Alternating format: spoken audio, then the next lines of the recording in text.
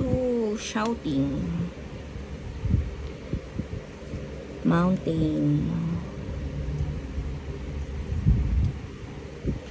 blessing, and falling. So, for some of you, nakakaranas ngayon ng magulong environment, sa trabaho, sa pamilya, sa pagkakaibigan, ayan. Parang ang naririnig nyo na lang is panay sigawan, panay hindi pagkakaintindihan, which is parang naririndi na kayo, no?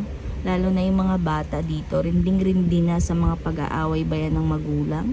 Lalong-lalo na sa ating tahanan, no? Kawawa yung ating mga anak dito, no? So, minsan pag nag-aaway, no, panatilihin nating maging kalmado.